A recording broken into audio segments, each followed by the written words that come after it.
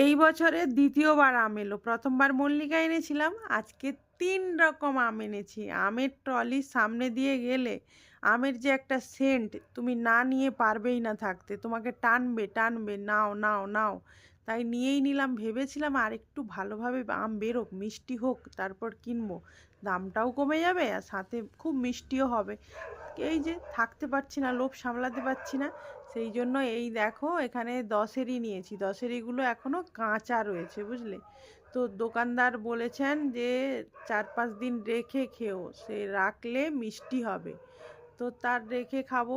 আর এইগুলো হচ্ছে বাদামি। বাদামি কিছুটা না, মানে একই টেস্ট, হচ্ছে হিমসাগর আম যেরকম হয়, আমাদের ওখানে যে হিমসাগর পাওয়া যায় সেই আম।